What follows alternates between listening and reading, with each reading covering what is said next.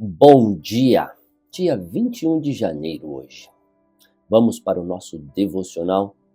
Meu amigo, minha amiga, como é que você está? Tudo bem com você?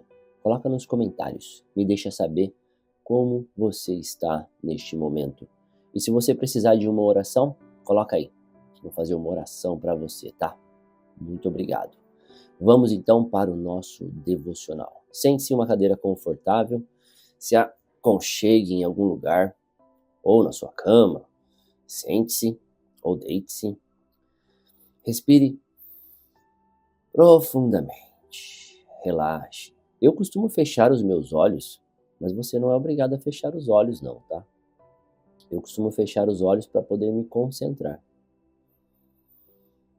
Respire profundamente, solte o ar, relaxe os seus ombros, relaxe cada parte do seu corpo. Novamente, respire profundamente. E agora, com gratidão no coração, diga a Deus 3 coisas pelas quais você é grato, você é grata. Diga a Ele: Pai, sou muito feliz e grato por estar vivo no dia de hoje, por ter a oportunidade de viver mais um dia e de poder levar a palavra de Deus a outras pessoas. Pai, sou muito feliz e grato por ter conhecimento, por adquirir conhecimento e poder contribuir na vida de outras pessoas. Pai, sou muito feliz e grato por existir meios de levar a sua palavra até outras pessoas, diretamente da minha casa. Eu não preciso sair de casa para compartilhar a palavra de Deus com outras pessoas. Pai, muito obrigado por tudo, por todas as bênçãos que tem dado em minha vida. Muito obrigado por minha vida, pela vida dos meus filhos, da minha esposa, dos meus pais, de todos os meus parentes, do meu sogro, da minha sogra. Muito obrigado, Pai. Agora, mentalize a energia de Deus que vive dentro de você, a luz divina. Mentalize essa fagulha que vive dentro de você e mentalize que ela vai se expandindo dentro do seu coração para fora. Conforme o seu coração pulsa, ela vai pulsando e se expandindo para fora do seu corpo, pegando todas as áreas do seu corpo, desde a sua cabeça até a ponta dos seus pés. E essa luz vai purificando o seu corpo, mente e alma. E ao mesmo tempo, uma luz que vem do céu, a luz divina, se conecta a você, fortalecendo, servindo de combustível para você, fortalecendo, trazendo energia, vitalidade, prosperidade, abundância, limpando seus pensamentos, limpando as máculas do seu corpo espiritual e também do seu corpo físico, trazendo alegria, paz, conhecimento, sabedoria. É a luz de Deus. Agora mentalize 3 pessoas para as quais você deseja que essa luz vá. Envie essa luz para outras pessoas, para que elas possam também ser curadas, para que os seus pensamentos possam ser curados, pensamentos negativos possam ser eliminados. Somente prosperidade vá para a vida dessas pessoas. Abundância, alegria, saúde. Pense em 3 pessoas pelas quais você gostaria que essa luz chegasse. Envie essa luz para elas. Agora, profetize na vida dos seus. Profetize na sua casa. Profetize na vida dos seus filhos, do seu cônjuge, na vida do seu namorado, namorada, no seu trabalho, no trabalho do seu cônjuge, do seu parceiro. Profetize na vida deles. Profetize nos estudos das crianças. Profetize dentro do seu lar, Como será o seu lar? Profetize. Diga coisas boas. Diga bênçãos que acontecerão na vida dos seus. E agora, entregue a Deus seus 3 pedidos para hoje, seus 3 anseios. Em quais áreas da sua vida você deseja a ajuda de Deus? Quais áreas da sua vida você precisa da sabedoria divina para poder solucionar esses problemas? Enquanto isso, eu farei uma oração.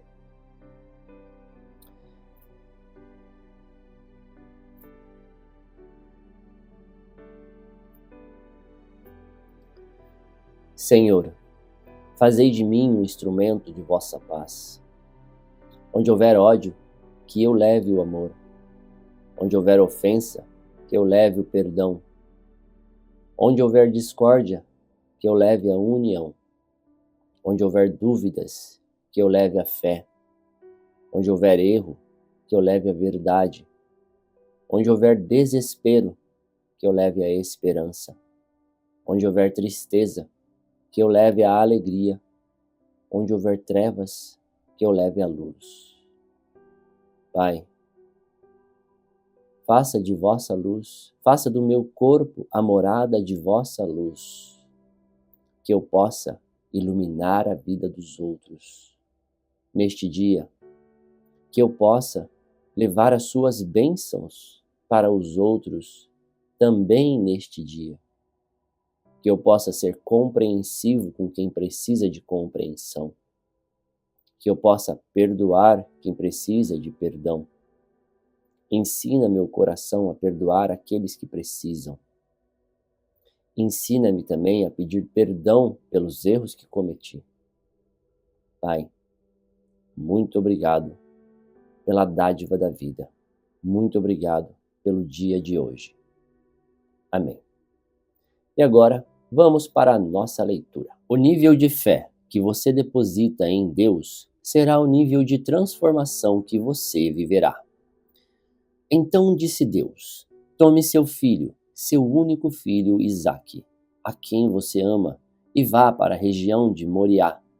Sacrifique-o ali como holocausto, num dos montes que lhe indicarei. Gênesis 22, 2. Muitos debatem o dilema de uma fé sem frutos e questionam o porquê de suas orações parecerem sem resposta. O exemplo de Abraão nos ensina sobre a necessidade de confiança e entrega total, mesmo que ainda não vejamos os resultados. Quando Deus testou sua fé, pedindo Isaque em sacrifício, Abraão demonstrou sua inabalável confiança no Pai, disposto a entregar até mesmo o que tinha de mais valioso. Abraão não viu em vida sua descendência ser tão numerosa como as estrelas do céu, como Deus lhe havia prometido, mas ele creu que isso aconteceria, o que de fato ocorreu muitos anos depois de sua morte. Isso me ensina que a fé não se baseia em resultados imediatos, mas em crer que Deus é poderoso para transformar qualquer realidade. A fé é o alicerce de nosso relacionamento com Deus. Sem ela, não conseguiremos prosseguir. Deus também a estabeleceu como uma métrica de nossa confiança e dependência dele. Ter fé significa confiar e se entregar plenamente, mesmo sem entender. Assim como Abraão, que, ao ser solicitado, dispôs-se a sacrificar seu próprio filho, pois acreditava que Deus era poderoso para ressuscitar Isaque. Como está a sua fé? Muito além de confiar, precisamos entregar. Seja qual for o lugar que você esteja neste momento, ou qualquer situação que esteja enfrentando, saiba que o poder de Deus é transformador. Por isso, deposite sua confiança naquele que tem o poder de mudar sua realidade. Palavra-chave de hoje: fé. Leitura bíblica, Êxodo capítulo 15. A canção de Moisés. Então Moisés e os israelitas cantaram esta canção a Deus, o Senhor. Cantarei ao Senhor, porque ele conquistou uma vitória maravilhosa. Ele jogou os cavalos e os cavaleiros dentro do mar. O Senhor é o meu forte defensor. Foi Ele quem me salvou. Ele é o meu Deus e eu o louvarei. Ele é o Deus do meu pai e eu cantarei a sua grandeza. O Senhor é um guerreiro. O seu nome é Senhor. Ele jogou no mar o exército egípcio e os seus carros de guerra, e os seus melhores oficiais se afogaram no mar vermelho. O mar profundo os cobriu como uma pedra, eles foram até o fundo. A tua mão direita, ó Senhor, tem um poder terrível. Ela despedaça o inimigo. Como é maravilhosa a tua vitória! Derrotas os teus inimigos e com a tua ira furiosa, tu os queimas como se fossem palha. Tu sopraste e as águas se amontoaram, as ondas se levantaram como muralhas e o fundo do mar ficou duro como gelo. Os inimigos disseram: nós iremos atrás deles e os alcançaremos. Pegaremos todas as coisas que são deles e ficaremos com tudo o que quisermos. Com as nossas espadas nós os mataremos. Porém tu, ó Senhor, sopraste, e os egípcios se afogaram, afundaram como chumbo no mar bravo. Não há outro Deus como tu, ó Senhor. Quem é santo e majestoso como tu? Quem podes fazer os milagres e as maravilhas que fazes? Estendeste a mão direita e a terra engoliu os que nos perseguiam. Por causa do teu amor, tu guiaste o povo que salvaste. Com o teu grande poder, tu os levantaste para a tua terra santa. Os povos ouviram falar do que fizeste e estão tremendo de medo. Os filisteus ficarão apavorados. Os chefes dos edomitas estão assustados. Os poderosos moabitas perderão a coragem e todos os cananeus estão tremendo. O medo e o terror caíram sobre eles. Eles viram o teu grande poder e ficarão parados como se fossem pedras, até que tivesse passado o teu povo, o povo que livraste da escravidão. Tu levarás o teu povo para viver no teu monte, o lugar, ó Senhor, que escolheste para morar. O templo que tu mesmo construíste, o Senhor Deus será rei para todo o sempre. Os israelitas atravessaram o mar em terra seca. Porém, quando os carros de guerra dos egípcios, com os seus cavalos e cavaleiros, entraram no mar, o Senhor Deus fez com que as águas voltassem e os cobrissem. A profetisa Miriam, que era irmã de Arão, pegou um pandeiro, e todas as mulheres a acompanharam, tocando o pandeiro e dançando. E Miriam cantou para elas assim: cantem ao Senhor, porque ele conquistou uma grande vitória. Ele jogou os cavalos e os cavaleiros dentro do mar. Aí, Moisés levou o povo de Israel do Mar Vermelho para o deserto de Sur. Eles caminharam 3 dias no deserto e não acharam água. Então, chegaram a um lugar chamado Mara. Porém, não puderam beber a água dali, porque era amarga. Por isso, aquele lugar era chamado de Mara. O povo reclamou com Moisés e perguntou: o que vamos beber? Então Moisés, em voz alta, pediu socorro a Deus, o Senhor. E o Senhor lhe mostrou um pedaço de madeira.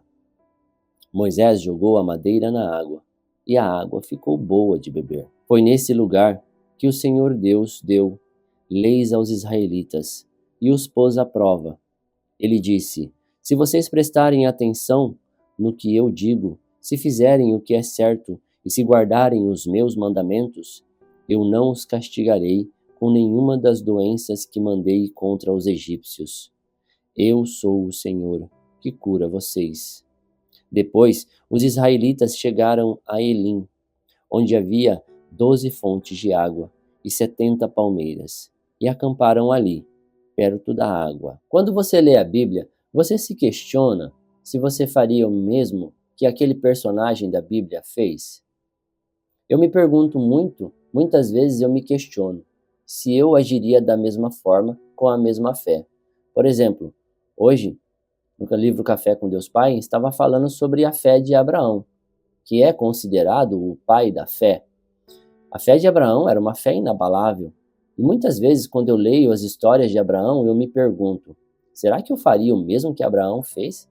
Será que eu teria a mesma fé que ele teve? Deus pede a ele que sacrifique o seu filho Isaque. Para quem não sabe, Isaque era o filho de Abraão com Sara. E Sara era uma mulher que não podia ter filhos, mas, depois de orar e pedir a Deus, tanto ela orou quanto Abraão orou, eles conseguiram ter Isaque. Então era um filho muito esperado. E veio quando Sara tinha 99 anos de idade, ou seja, era um milagre a criança. Abraão amava muito aquele menino, mas Deus pede a ele que sacrifique o seu filho. E Abraão, sem pensar, diz a Deus, ok, tudo bem, eu vou fazer. Não foram com essas palavras, mas ele falou, eu vou fazer isso. Se a gente for ler direitinho o capítulo 22, o que ele fez? Pegue agora seu filho. Pegue agora Isaque, o seu filho, o seu único filho, a quem você tanto ama, e vá à terra de Moriá. Ali na montanha que eu lhe mostrar, queime o seu filho como sacrifício. Ou seja, como holocausto, né? Eles falavam na época. No dia seguinte, Abraão se levantou de madrugada, arreou seu jumento, cortou lenha para o sacrifício, e saiu para o lugar que Deus havia indicado. Isaque e 2 empregados foram junto com ele, ou seja, foi Abraão, Isaque, que era o filho, e mais 2 empregados, junto com o jumentinho. No terceiro dia, por que eu estou lendo isso? Eu quero mostrar isso para você, tal. No terceiro dia, Abraão viu o lugar de longe. Então disse aos empregados, fiquem ali com o jumento. Fiquem aqui com o jumento. Eu e o menino vamos ali adiante para adorar a Deus. Daqui a pouco nós voltamos. Abraão disse, daqui a pouco nós voltamos. Presta atenção nisso. Quero mostrar a fé de Abraão. Abraão pegou lenha para o sacrifício e pôs nos ombros de Isaque. Pegou uma faca e fogo, e os 2 foram andando juntos. No versículo 7 está escrito assim, daqui a pouco o menino disse, pai. Abraão respondeu, que foi, meu filho? Isaque perguntou, nós temos a lenha e o fogo, mas aonde está o carneirinho para o sacrifício? O menino questiona, cadê o carneirinho, pai? Abraão respondeu, Deus dará o que for preciso. Ele vai arranjar um carneirinho para o sacrifício, meu filho. Ou seja, Deus proverá. Ele acreditava que Deus ia prover. Eu não sei se Abraão já tinha em seu coração, se ele sabia o futuro, acredito que não, nunca foi dito isso na Bíblia, mas ele tinha uma fé tão grande que ele falou para os empregados, espera aqui, nós vamos ali e depois nós 2 vamos voltar. Ele já disse que nós 2 vamos voltar. Veja as palavras de Abraão. E depois, quando o filho questiona, cadê o carneirinho para o sacrifício? Deus proverá. Ele disse, Deus proverá. E aí, se a gente continuar lendo, você vai entender. Vou resumir a história. Subiu até o Monte Moriá, chegou lá, tinha um local, tipo uma pedra. Ele fez ali em volta uma fogueira, lógico, ainda não tinha botado fogo, colocou a criança em cima. Por que eles faziam isso? Porque eles matavam o carneirinho, e aí cortavam o carneirinho no meio, e aí eles colocavam fogo nas 2 partes do carneirinho, e aí queimava todo o carneirinho em forma de holocausto a Deus, para pedir perdão pelos seus pecados. Então, Deus, ele pede para ele fazer a mesma coisa com o próprio filho. Então ele preparou tudo aquilo. Ele coloca o filho em cima da pedra, e aí ele vai, no momento em que ele vai matar o filho com a faca, vai cortar, né? Tipo, cortar a jugular da criança, provavelmente. O anjo do Senhor vai e impede ele de fazer aquilo e fala para ele, você não precisa fazer isso. Use aquele carneirinho.